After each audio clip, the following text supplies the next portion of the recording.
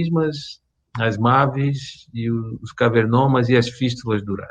Esses são os 4 principais. A gente tem só meia hora hoje, eu vou tentar falar um pouco para vocês sobre aneurismas, MAVs e cavernomas. Aneurismas, cavernomas e MAVs nessa sequência. Foi o que eu separei para vocês. E qual que é, além de todas serem lesões vasculares cerebrais, qual que é a outra coisa em comum que essas doenças têm? Elas têm a possibilidade de cura. Se nós ressecarmos completamente uma MAV, um cavernoma, ou excluirmos completamente um aneurisma da circulação cerebral, isso significa cura. Falando especificamente dos aneurismas, existem hoje 2 técnicas para tentar se curar um aneurisma, tentar ocluir completamente um aneurisma, que são as técnicas endovasculares, representadas aqui pela palavra coil, que são molas, e o clipe, que é o clipe que a gente usa na microcirurgia. Existem 3 estudos prospectivos e randomizados que compararam essas 2 técnicas e mostraram que a clipagem microcirúrgica tem um resultado muito superior quanto à possibilidade de cura em relação aos coils, nos 3 estudos, como vocês podem ver nos números 7959, 8266, 9322. Ou seja, há uma diferença muito grande na possibilidade de cura. Enquanto que a mortalidade não há diferença entre as 2 técnicas, a cura é superior no clipe, e as taxas de recanalização, ressangramento, retratamento e necessidade de um novo tratamento pela outra técnica é muito maior no COI, fazendo com que o tratamento microcirúrgico dos aneurismas seja o padrão ouro para essas lesões. Então, entre os princípios básicos de um paciente que está com aneurisma, a primeira coisa é você estudar com a maior riqueza de detalhes possível esse paciente através de exames de imagem, como a angiografia, que vai estudar o fluxo dentro do vaso, a ressonância, que vai mostrar a relação do aneurisma com as estruturas intracranianas, e hoje em dia a gente tem as angio-CT, que é a angiografia por tomografia, que mostra essas imagens bonitas, com a relação com a base do crânio. Então, todas essas informações são importantes. Alguns aneurismas comprimem as vias ópticas em algum ponto dessas vias, e então uma avaliação neurooftalmológica é muito importante. Eu vou tentar mostrar alguns casos para vocês que ilustram bem o jeito que nós lidamos com essas lesões e quais são os princípios básicos do tratamento microcirúrgico para essa lesão. Essa é uma paciente de 61 anos que tem um aneurisma do lado esquerdo, nascendo da carótida, se projetando para baixo, e do lado direito um outro aneurisma. Tem 2 aneurismas com um déficit visual do lado esquerdo, mostrando que esse aneurisma está comprimindo provavelmente o nervo óptico. Então, essa é a angiografia, mostrando o aneurisma aqui também.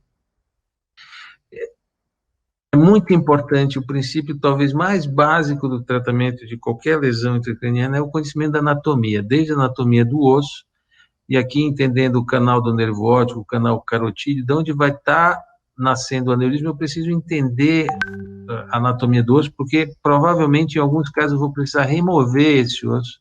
Então, esses são os pontos onde esse pedacinho de osso chamado de processo clinoideu anterior, às vezes a gente precisa remover, e aí você consegue expor esse segmento da carótida, que é um segmento clinoideu da carótida, isso aqui é a dura mater. Então, aquele aneurisma está nascendo daqui, ó, da origem da artéria oftálmica na carótida interna, isso aqui é o nervo óptico. Então, essa é uma anatomia muito complexa, que é muito importante que se conheça, e a única forma de se conhecer é indo para o laboratório estudar cadáveres, a cabeça, poder dissecar, poder entender a anatomia. Essa é a única forma que nos permite chegar para operar um aneurisma como esse de forma segura.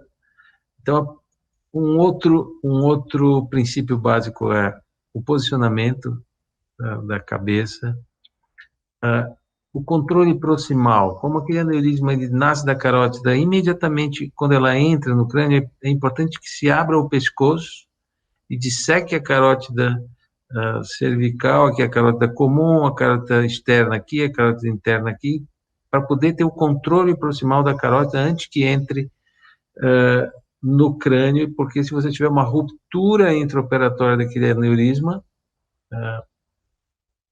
por algum motivo saiu aqui do... Tá. Uma ruptura intraoperatória, você tem um controle proximal. A escolha do melhor acesso para chegar no aneurisma é muito importante. Aqui uma craniotomia pterional, porque o ptérium é o centro da craniotomia. Na verdade, essa é uma craniotomia frontotemporal, como o ptérium, que é a união dos ossos frontal, temporal, parietal, asa do esfenoide. Essa interseção é chamada de ptério, e o ptérium está no centro. O apelido dessa craniotomia é uma craniotomia pterional, que quando você abre a dura, você expõe o frontal, o temporal e a fissura silviana, ok? A fissura silviana é o centro dessa abordagem. Então, quando você abre ali e encontra a carótida, está aqui a carótida, você encontra aquele aneurisma grande que vocês viram na geografia, aqui é a carótida proximal, aqui é a carótida distal, o aneurisma aqui é o nervo óptico. Vejam a relação. Pedro, vocês estão vendo bem o vídeo? Sim, estamos vendo bem. Ótimo. Então, esse é um clipe de titânio que nós colocamos no aneurisma. Vejam que está sobrando aneurisma aqui. Aqui, esse aneurisma era o causador do déficit visual dessa paciente. Vejam a relação do aneurisma com o nervo óptico. Então, é muito importante que nós façamos a descompressão do nervo óptico. Isso que vocês estão vendo cortar é aracnoide. Então, essa é uma cirurgia que você trabalha no espaço aracnoideu, né? Você não trabalha dentro do cérebro, mas nos espaços onde tem líquor, né, no espaço subaracnoideu. Isso aqui é a haste hipofisária, que também estava apertada pelo aneurisma. Aqui é um aneurisma residual, ó, embaixo da carótida. Então, quando a gente faz uma cirurgia de aneurisma, a gente sempre tenta ocluir completamente esse aneurisma. Ao furar e esvaziar o aneurisma, a gente tem certeza que ele está completamente fechado, pelo menos essa parte. Então, aquela parte residual por baixo da carótida, eu estou usando um clipe fenestrado, onde a pá vai pegar a parte inferior aqui e a fenestração mantém esses dois clipes prévios dentro do aneurisma. Isso é uma outra técnica que a gente usa em algumas situações, que é coagular o saco aneurismático para reduzir o tamanho dele. E aqui vocês veem também, de novo, uma coagulação, um aneurisma residual e a colocação de um clipe, sempre com o objetivo da oclusão completa do aneurisma. Então, o que sobrou ali vai receber mais um clipe, e aí nós vamos fazer uma angiografia pré-operatória aqui, comparando com uma pós-operatória aqui. Então, é muito importante que tenhamos essa comparação para ter certeza que não existe mais aneurisma aqui, que todos os vasos que estavam próximos do aneurisma estão pérvios. Então, isso é um procedimento básico, a angiografia pós-operatória para ter certeza da oclusão completa. Como essa paciente tinha um aneurisma do outro lado, alguns meses depois, nós fomos do outro lado. Vejam que aqui a situação é um pouco diferente, esse aneurisma é projetado para baixo, parte proximal está dentro do seio cavernoso, então a gente precisa remover aquele osso que eu mostrei para vocês, que chama clinoide anterior. Então, o que eu estou fazendo aqui é cortando a dura mater que recobre aquele osso. Ok? Eu vou passar o vídeo um pouco mais rápido por conta do tempo. A gente, com um motorzinho parecido com o aviãozinho do dentista, a gente broca esse osso, a gente chama de drila, é um termo mais adequado. Nós drilamos isso aqui é a origem da oftalmo, isso aqui é o nervo óptico. Então, com o aviãozinho, parecido com o aviãozinho do dentista, a gente vai drilando o osso e removendo o osso, sangra um pouquinho o osso, isso aqui é cera para osso, para parar o sangramento, e a gente vai removendo aquele osso até que a gente consiga remover completamente. Vejam aquele pedacinho de osso, ele é pontiagudo, tem que tomar cuidado nessa remoção, porque essa ponta pode perfurar. E agora, aquele pedacinho de carótida aqui, ó, é o segmento clinoideu, que fica embaixo do osso, está exposto. Isso que vocês estão vendo aqui é dura mater. Essa dura mater é o ponto de entrada da carótida interna dentro do crânio. Então, esse é um anel dural que fica em volta da carótida. Aqui ainda tem um pedacinho de osso. Nós vamos drilar mais um pouquinho desse osso, que chama pilar óptico. É um ossinho que fica entre o nervo óptico e a carótida. Isso aqui é a parede lateral do seio esfenoidal. íntimo contato com a parede medial da carótida, que é a origem da oftálmica. Então, a gente continua recortando a dura mater em toda a circunferência da carótida interna, de tal forma que quando você recorta essa dura mater, a carótida fica solta. E uma vez solta, fica muito mais fácil nós termos o controle agora proximal aqui, da carótida interna, e o controle distal ao aneurisma. Isso é um procedimento básico. Vocês veem que eu não começo a mexer no aneurisma até que eu tenha esse controle proximal, agora com uma clipagem temporária, uma interrupção do fluxo para dentro, do fluxo de sangue para dentro do aneurisma, tanto proximal quanto distal. Esse procedimento é chamado de trapping. E agora, com o clipe fenestrado, eu coloco o clipe fenestrado fechando a entrada de sangue no aneurisma, mas preservando a carótida dentro da fenestração do clipe. Às vezes a gente precisa de mais de um clipe, como vocês estão vendo aí. E preservando o fluxo. Isso aqui é um microdoppler, vocês não estão ouvindo aí, mas ao encostar nesses vasos eu ouço um barulhinho, me mostrando que tem fluxo ali. Então, eu tenho que ter algum método para ter certeza que o fluxo está preservado em todos os vasos. Depois eu vou mostrar um outro método, que chama angiografia intraoperatória. Isso nos ajuda a ter certeza que tem fluxo e ausência de fluxo. E a angiografia pós-operatória confirma a oclusão completa e a preservação do fluxo em todas as artérias.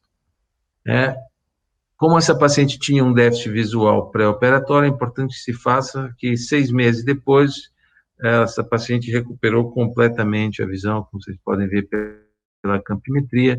Nós publicamos sobre isso em 2009, uma série de aneurismas comprimindo as vias ópticas anteriores, e existem vários fatores que a gente encontra em diferentes exemplos que justificam o déficit visual. Não vou entrar em detalhes por conta do tempo.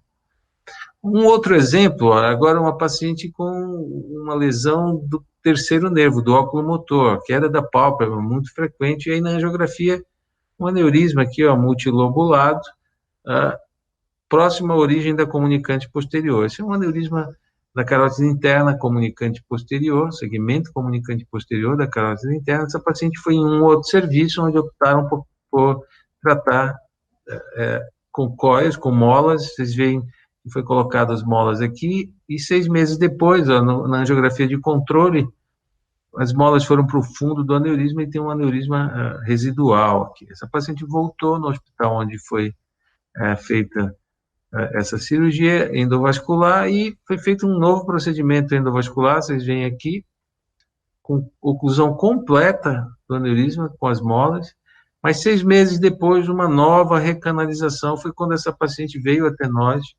E aí, por sorte, tem um espaço aqui, vocês veem, que é esse espaço onde eu estou colocando esse clipe, entre a carótida aqui e a massa de molas, né? Então, colocamos um clipe, e agora começa uma segunda parte da cirurgia, que é tentar remover essa massa que está comprimindo o oculomotor. Então, a gente, como o aneurisma já está ocluído com o clipe, a gente está abrindo o aneurisma aqui. Vocês veem que não tem mais sangramento, porque não tem fluxo para dentro do aneurisma, mas está cheio de mola que está comprimindo ali o terceiro nervo. Essas molas, depois de alguns meses, elas aderem muito à parede, é praticamente impossível remover. Então, nós decidimos cortar esse saco cheio de molas, como se fosse um tumor, né? Então, removemos, soltamos do terceiro nervo, e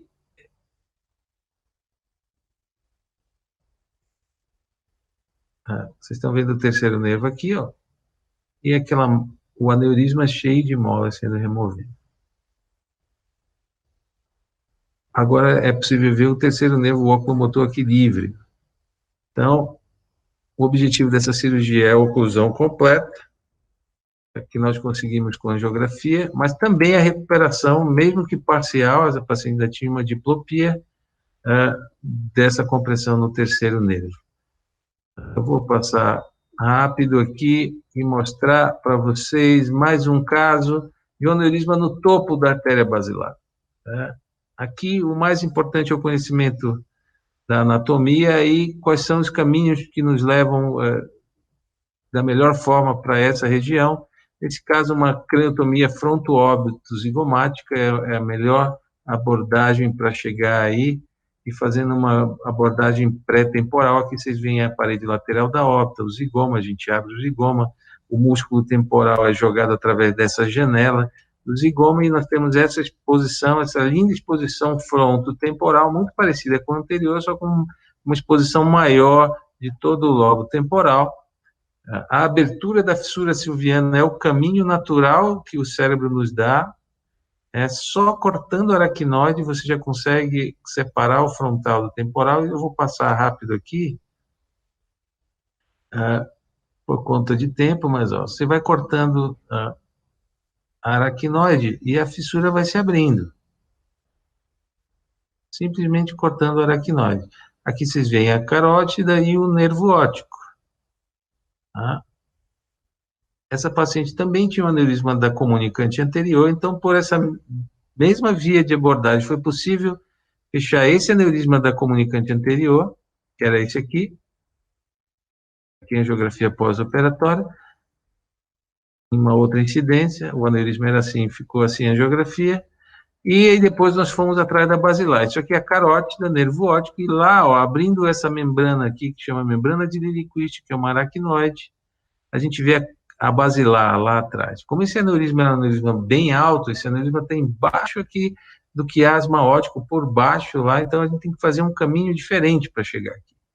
A gente tem que fazer uma abordagem pré-temporal, o que significa soltar todo o polo temporal da fossa média, e cortando essa aracnoide da região mesial temporal, vocês veem que a fossa média vai ficando livre, e aí cria esse caminho de abordagem ampla. Aqui vocês veem o bordo livre do tentório, o óculo motor aqui, a cerebral posterior aqui, a basilar aqui, aqui a carótida, a bifurcação da carótida, nervo óptico. Então, a anatomia é o princípio mais básico, e aqui começa a aparecer o aneurisma. A basilar termina aqui e começa a aparecer aqui. A anatomia, o conhecimento da anatomia é o caminho mais básico para se entender e conseguir. Olha o aneurisma aqui, ó. Ok? Que é o distal da basilar. E nós estamos soltando o aneurisma, e agora vamos fazer uma clipagem temporária e colocar um clipe. Aqui está o saco aneurismático, e nós vamos colocar um clipe de titânio nesse aneurisma. Ok? Angiografia pré- e pós-operatória, mostrando oclusão completa. Fazer uma craniotomia pode ser assustador para muita gente, mas para quem faz isso todo dia é muito natural, e o mais importante, fazer uma reconstrução plástica no final, de tal forma que esse osso fique absolutamente preso, e a reconstrução dos planos com fixação de mini placas e restabelecer o músculo temporal. Então, vejam, isso aqui é uma cirurgia de aneurisma, vocês viram toda a anatomia disponível, e agora vocês estão vendo esses gráficos se mexendo aqui. Isso é a monitorização neurofisiológica intraoperatória, onde a gente consegue ver a função sensitiva motora durante a cirurgia, e além disso, com essa técnica aqui, vocês vão começar a ver o fluxo nas artérias que estão expostas no campo, com uma angiografia intraoperatória, como vocês estão vendo aqui, ó. Então, eu consigo, no mesmo procedimento, ter um controle de toda a anatomia, do fluxo sanguíneo cerebral, aonde está ausente, aqui no caso do aneurisma não tem mais fluxo depois da clipagem, a preservação do fluxo em todas as artérias que estão expostas no campo, e a função sensitivo-motora através da monitorização neurofisiológica. Não há nenhum método que seja mais completo do que a microcirurgia vascular intracraniana para isso. Vamos falar um pouquinho dos cavernomas. Os cavernomas parecem uma amora, vocês estão vendo aqui a semelhança. Esse é um exemplo, a imagem é muito típica, uma paciente com crise convulsiva, uma imagem típica que parece uma pipoca, e com a tecnologia de cirurgia guiada por imagem e navegação, você consegue determinar que o paciente já sob anestesia geral, posicionado, o cavernoma está bem aqui, a gente faz uma incisão reta, cai em cima daquela lesão, e com isso aqui, ó, eu sei que o cavernoma está exatamente aqui embaixo. Então, a gente faz uma corticotomia e vai cair em cima. O cavernoma parece um coágulozinho bem formado, então é importante remover toda essa lesão. Esse é o aspecto típico ó, que começa a aparecer, né? Parece um coágulozinho que vocês estão vendo aqui, ó. E com um bipolar que não esquenta e que não gruda as pontas, é o melhor equipamento para você ir dissecando em volta e remover aquela lesão como um todo. É importante não deixar nenhum resíduo para trás, porque senão ele pode crescer de novo. Ó. Esse aqui é um pedacinho que estava um pouco separado do resto da lesão, então é importante ressecar toda essa lesão e você remover tudo. E aqui a gente faz uma hemostasia com um material específico para isso. Esse era o cavernoma, a tomografia pós-operatória e a ressonância pós-operatória mostrando a ressecção completa. Eu vou pular esses outros casos aqui, porque eu quero falar um pouco com vocês sobre as MAVs, eu só tenho mais 10 minutos.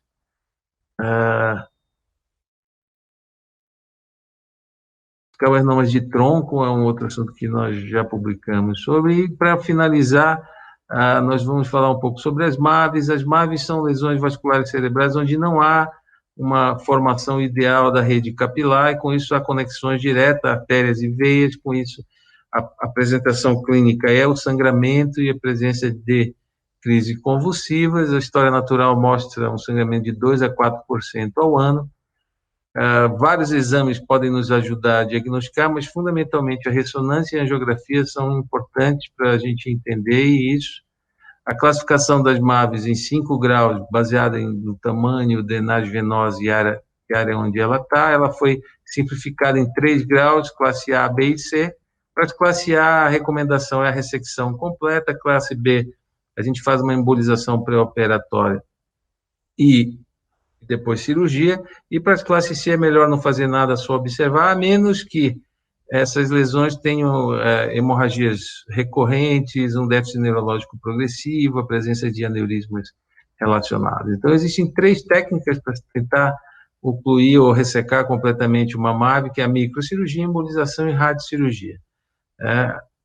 Não há nenhum motivo para tentar se tratar com técnicas isoladas, a menos que a microcirurgia esteja entre o seu armamentário, porque é a chance maior de você curar uma MAV com a microcirurgia. Craniotomia é muito importante, ela tem que ser ampla, eu vou pular um pouco.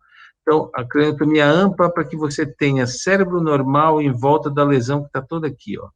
Nesse caso aqui, a área motora, então você tem que expor a área normal para você poder fazer um mapeamento cerebral antes de você entrar ali na MAV. A dissecção da aracnoide, é importante identificar as veias de drenagem, o conhecimento da anatomia, eu já falei disso, identificar as artérias, porque essa é uma lesão onde artérias nutrem esse novelo de vasos mal formados e veias drenam o sangue que sai de lá. Então, reconhecer as artérias e as veias é muito importante. O que nós fazemos é uma dissecção circunferencial, começando superficialmente até a área mais profunda da malformação, para ressecar essa MAV. Esse aqui é um exemplo de uma paciente com uma malformação.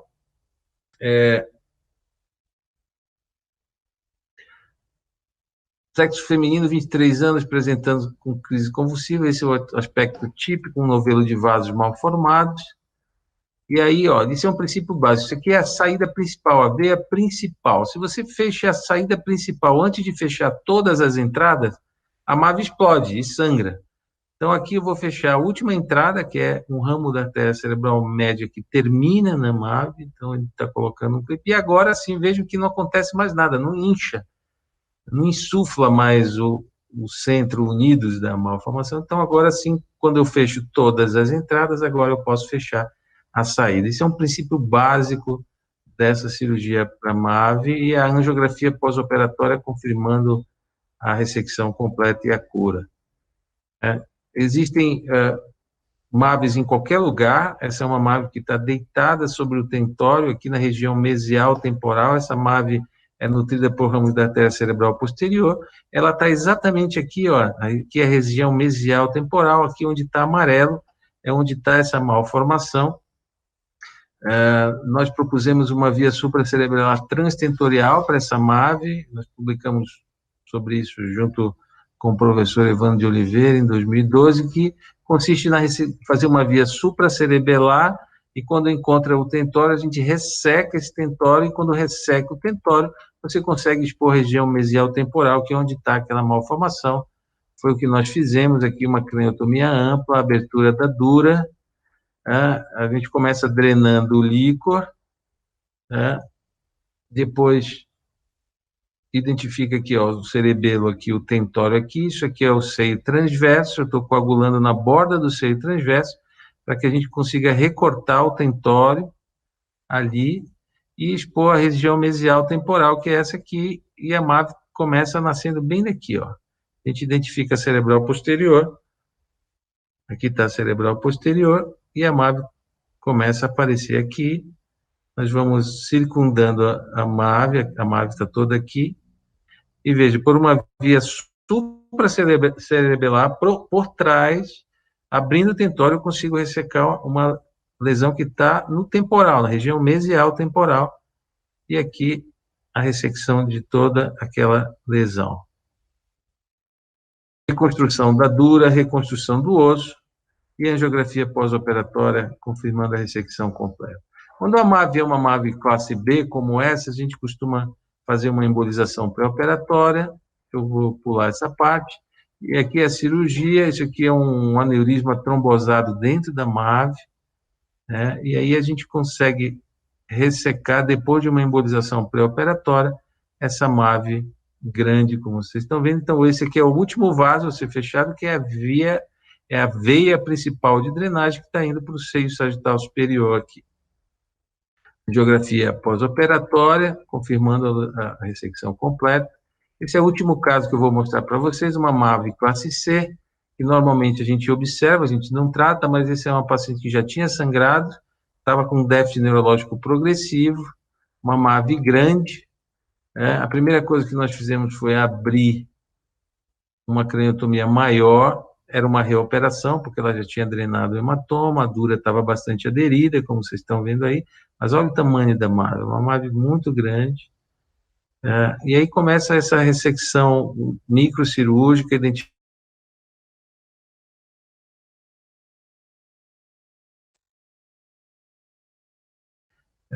nessa fronteira entre unidos e o cérebro normal. Veja, isso aqui é o epêndima dentro do ventrículo, tem MAVE dentro do ventrículo, aqui vocês estão vendo, a parede do ventrículo, que se chama epêndima.